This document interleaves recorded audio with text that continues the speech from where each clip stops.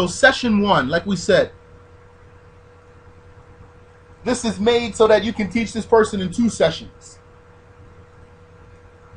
Session 1 is the basic creed. And session 1 is the session where you assume that you're never going to see this person again. You assume you're never going to see him again. So you're going to teach this person what you can from session 1 and pray for him and tell him the importance of acquiring the knowledge and make an appointment with him to come back.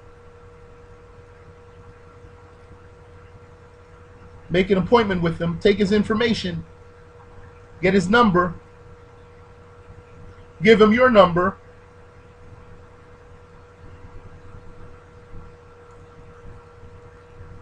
Session 1, basic creed. The most important knowledge is that of the creed. One must immediately know about Allah and His Messenger.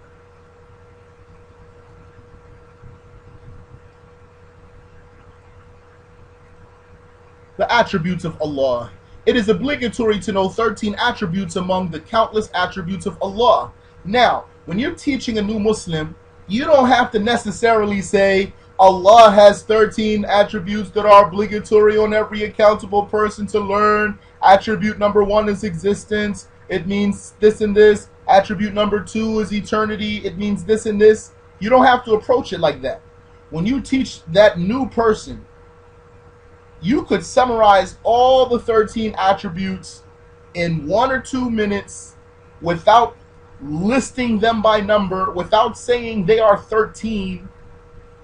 You can say to the person, that new person, you can say to him, you need to believe that Allah exists, and His existence is not like the existence of anything else. So He's not created. He doesn't have a body or a form or a shape. He doesn't exist in a place or a direction. He exists without a beginning. That means no one created Him. He always existed. He exists without an end. That means His existence will never cease.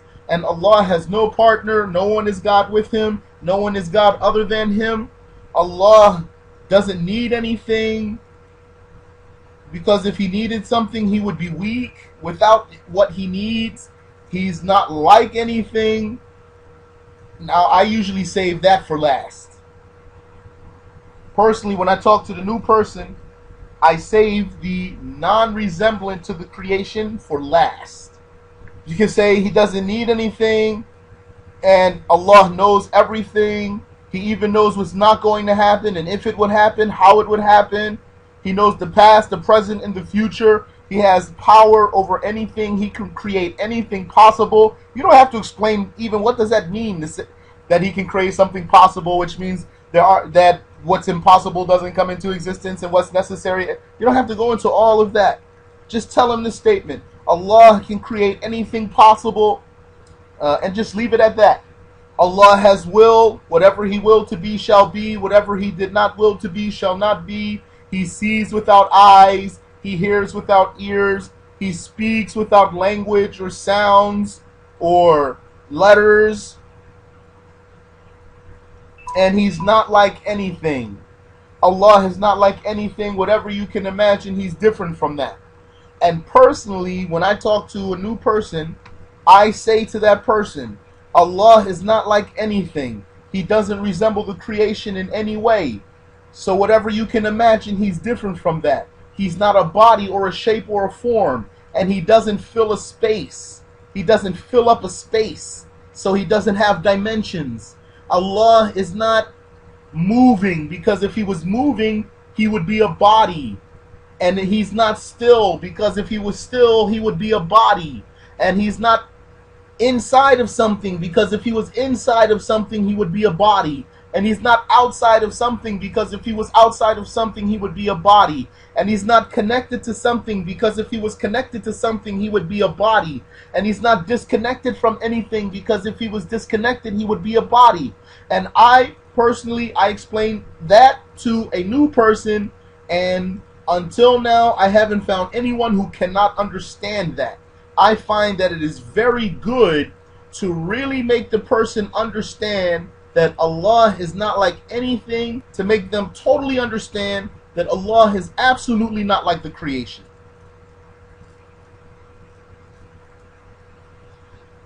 So, we have this document here for teaching a new Muslim, or even for a new Muslim to read on his own and benefit. But that doesn't mean you just need to have this document and read it word for word to the person. It's like a handbook, okay? So it's obligatory to know 13 attributes among the countless attributes of Allah. They are existence. Allah is a self attributed with attributes.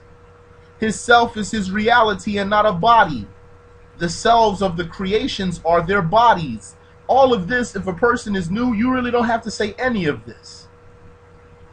But, again, this is even for a new Muslim himself to be able to read it.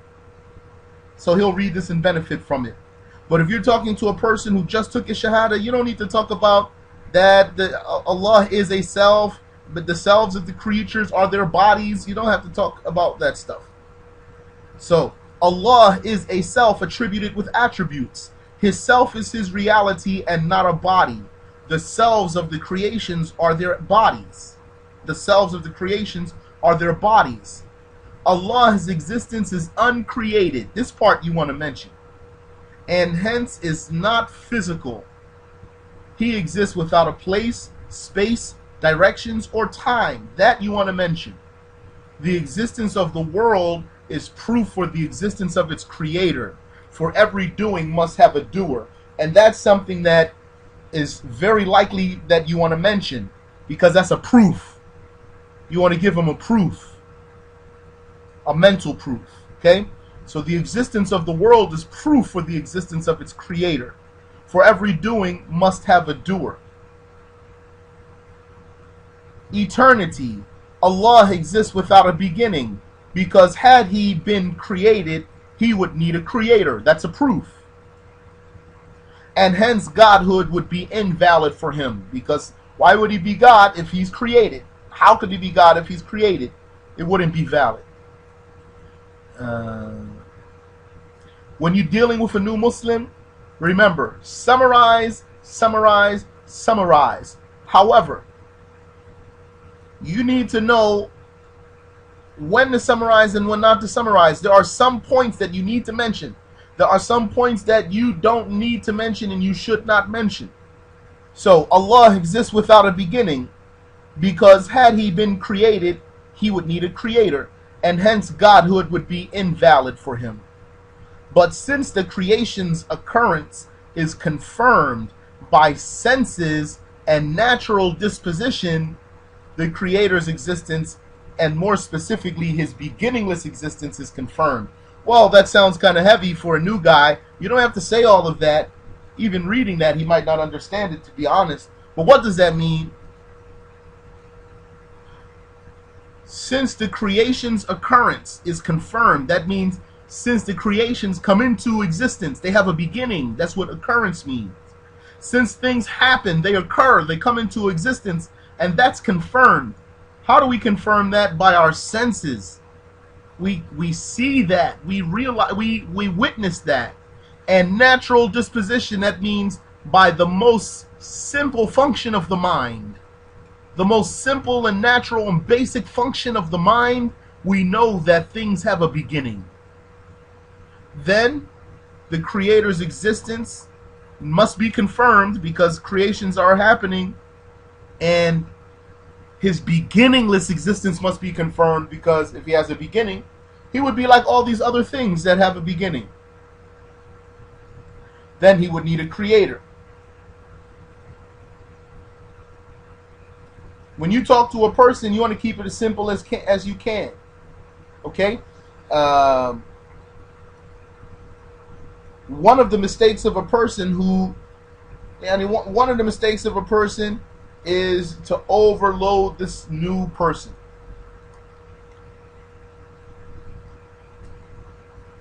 You need to really feel this new Muslim to see, is he an intelligent one or is he a simple one? Because some people are just simple, right? That's just honesty. That's not to put anyone down. Some people are just simple. So if the person is just simple, you don't go into all kinds of technical stuff and all kinds of proofs and details. Just make it very clear and easy. Even look at the shape of this booklet. This is a little small booklet. Those words are very big on the page. Right? You see that? Everlastingness. Allah exists without a beginning, and hence must exist without an end. For whatever comes to an end must have a beginning. That's a proof. Whatever has a beginning or end is bound by time, and whatever is bound by time is an occurrence, a creation. Independence. Allah is free of need, for whoever is in need is not God. Simple. Oneness. One God is sufficient for the management of the creation. Thus another creator is not needed, and whoever is needless and useless is not God. That's a very simple proof. Usually we learn another proof for the oneness of Allah, which is that had there been more than one creator, then the world would be in ruin. That proof that now I'm not going to go into far. This one is a very simple one.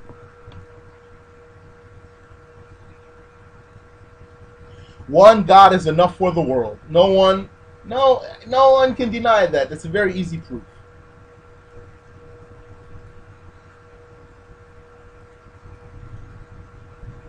Dissimilarity. Allah does not resemble the creation.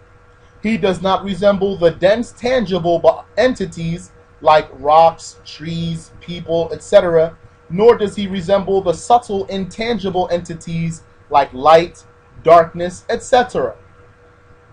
He does not have the characteristics of created things like motion, stillness, contact, or separation. And you know that this attribute of dissimilarity is one of the most important to make the person understand, because we fear for this new Muslim. We fear for this new Muslim too, to meet a Wahhabi or to come across some Wahhabi literature. So we want to make him understand. Life. Allah must be alive as proven by the existence of the creation, for the one who creates must have power, will, and knowledge. And whoever has power, will, and knowledge must be alive. However, Allah is alive without a body or soul, and Allah does not die, so his life is absolutely different. It's only the same word and the meaning is different. Power. Allah makes things come into existence and go out of existence, simply. He is exclusively the one who can make entities exist. Entities here means bodies.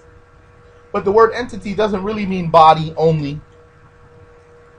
So you can use the word body if you want.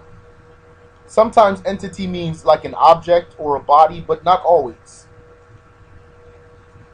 He can make something from nothing without tools or effort and make those things vanish. Whenever I talk to a person, I usually make it a point to mention this, that Allah can make something from nothing without tools or effort, because that's the real meaning of creating.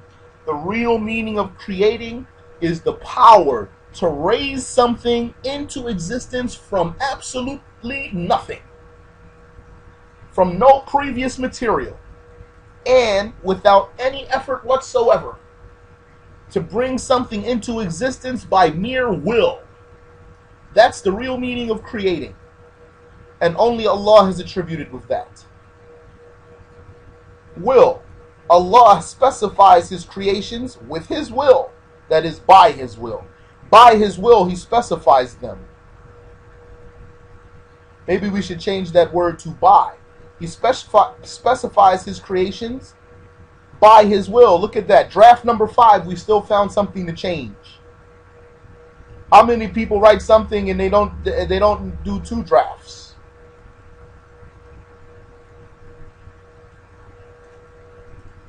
He gives them some traits that they could have instead of other traits that they could have. That is, Allah makes him a man instead of a woman, or a woman instead of a man, or black instead of white, or white instead of black.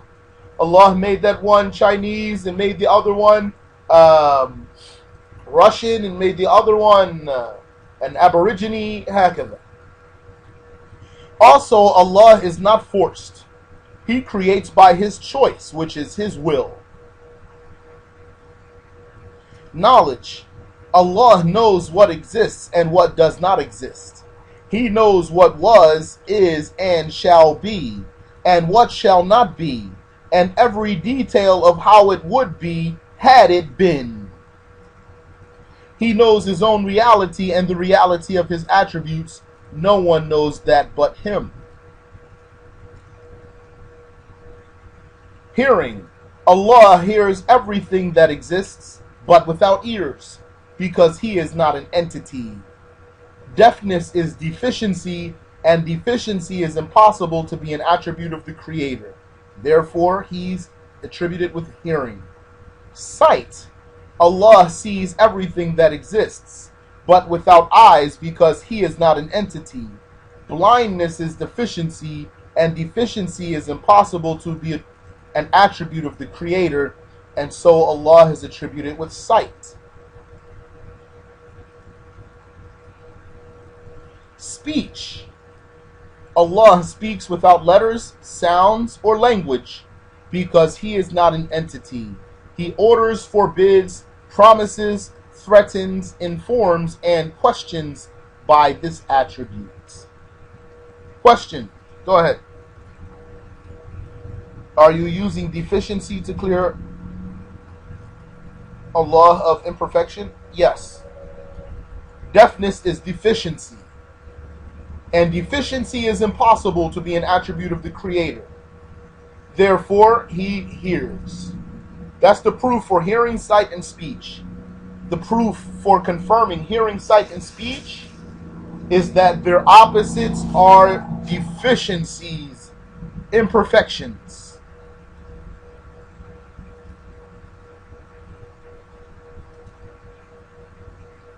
Now, once you mention these 13 attributes to this new person, and again, you don't have to mention it in this order, you don't have to mention all the details we gave.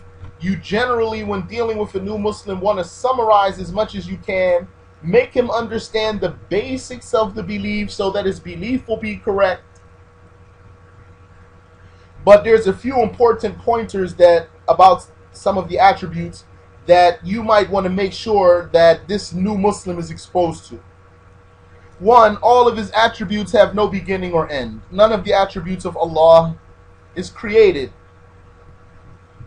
In reference to His dissimilarity, Allah's dissimilarity to the creation, one must be warned about the likeners, the mushabbiha, because that's the most dangerous, devious faction of our time. So he needs to be warned about them and informed briefly about the ambiguous verses, the mutashabi, out of fear of him meeting a Wahhabi or reading a mistranslation.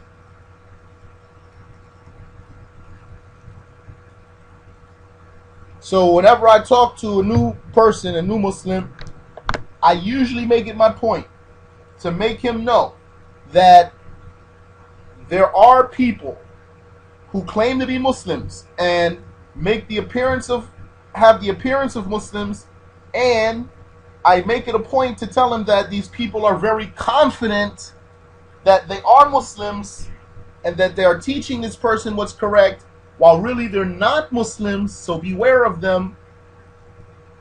And those people liken Allah to the creations by statements that they say, and I tell them about those statements, how they say Allah has a real face and 2 real eyes and 2 real hands and fingers and foot and shin, etc., etc.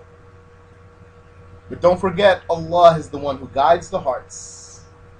Because even after you tell a person all of that, he might meet a Wahhabi, and that Wahhabi will still convince him. It depends on if Allah willed for his guidance or not.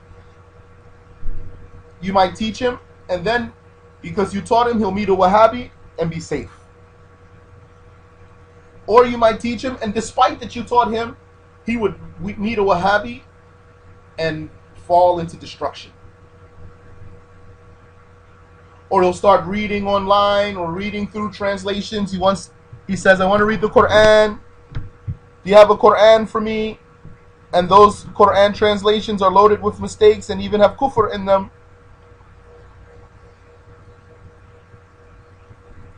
So you need to warn him briefly. Don't overload him, because he's still got a while to go.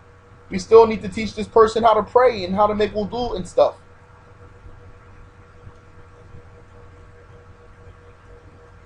And all of this is going to come with practice. The more you do, the more you teach new people, the more you give people shahada and teach new Muslims, the better and better you'll get at being concise and brief and giving him the important pointers that he needs,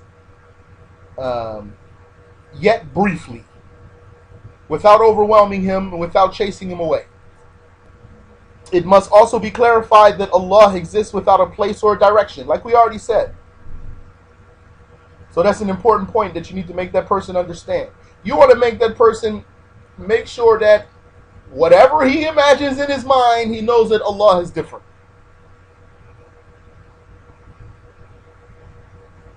Three, in reference to his hearing and sight, it must be clarified that they are not eyes or ears, that Allah does not have a body or any bodily attributes. In reference to his will and power, it must be clarified that Allah is the creator of everything, including the evil and the deeds of the slaves. Now,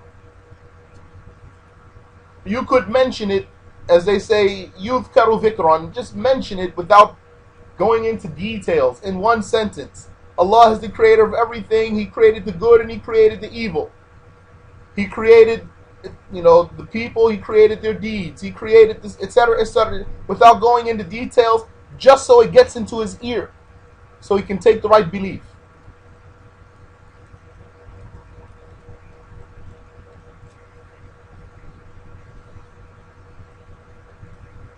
But it is a valid fear to fear that this person might believe that Allah doesn't create evil. That's a valid fear.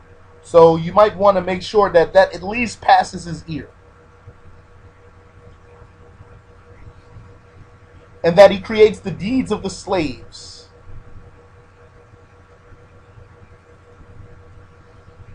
Five, in reference to his speech, several points need to be clarified.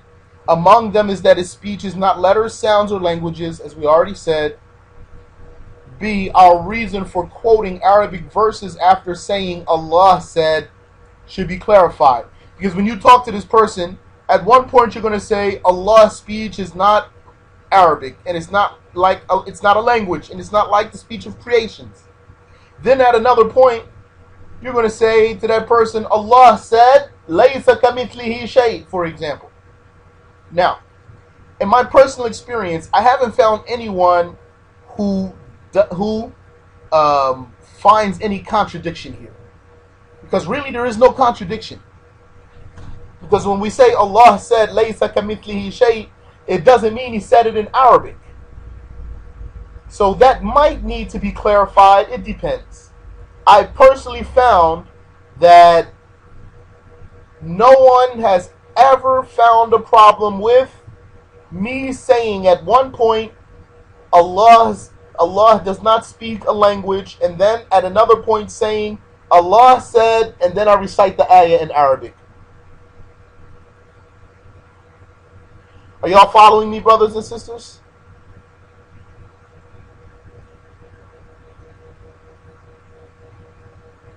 But keep that in mind. At least keep that in mind. Lastly, it must also be clarified that he orders, forbids, promises, and threatens, and questions and informs.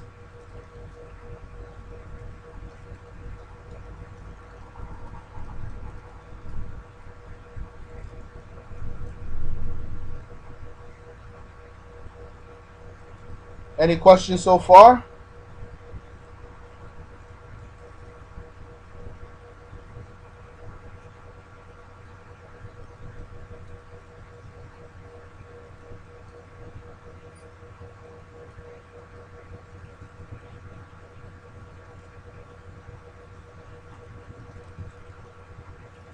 The prophets of Allah. For sure you need to teach this new person about the prophets of Allah.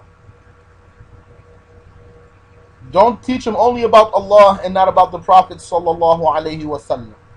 Or even when you teach a person who's not a Muslim and you're trying to get him to become a Muslim, because he's going to have to say the shahada. And he's going to have to say Muhammad is the messenger of Allah. When I talk to a person and I observe this person and I see if I think I can make him become a Muslim or not. If I think I can make him become a Muslim, in the first place, I'm going to tell you now, yes, inshallah. In the first place, I never ask him if he wants to become a Muslim. I did that once. Okay? When you're teaching a person, it's like sales. You want that person to become a Muslim? You don't say, so now, are you ready to become a Muslim? Do you want to become a Muslim? No. You say, repeat after me. Say, no one is God but Allah, and Muhammad is the messenger of Allah. Now, when I'm talking to this new person and I want him to become a Muslim, most of my talk is going to be about the belief in Allah. Who's God? Make him understand that. And that's the thing that's most profound to the minds of the people. That's the thing that blows their minds. When that person is learning about the attributes of Allah for the first time. That's what's going to blow his mind. That's, in my opinion, 90% of your leverage to make him become a Muslim. Don't go into anything but this. Okay? I mean, you don't bring it up. He might have questions, he or she, but you don't bring up any of that. You want this person to become a Muslim as soon as possible so he can get out of kufr. So you're going to teach him about Allah. Now, when I'm talking to that person, if I see that he's like, yes, okay, this is right. God is not a man, God is not in a place, he's not a body, etc. And if I sense that I can make him become a Muslim, then I'm going to briefly tell him, and throughout history, Allah sent prophets. The first one was Adam, and the last one and the greatest one was Muhammad. And he was truthful in all that he told about. And I usually tell the person, and now you are accountable. You've heard that no one is God but Allah, and that Muhammad is the messenger of Allah. So you need to become a Muslim before you die. And then I'll tell him, the way to become a Muslim, okay? I'll tell him, the way to become a Muslim is to say the shahada, which is to say no one is God but Allah, and Muhammad is the messenger of Allah. Okay? A lot of times, they might be shaking their heads, yes. Just listening to you, yes, okay. Means they're ready. And I would say to that person, right before I order him, I would say, when you say Allah, make sure you say the H at the end, Allah. And or a person, I'll say a person, he has to say Allah. And Muhammad has this H sound, ha, and it has a doubled M, Muhammad. So the shahada is, no one is God except or but Allah, and Muhammad is the messenger of Allah. And I would say to him or her, now repeat after me with the intention to become a Muslim. Say, no one is God but Allah.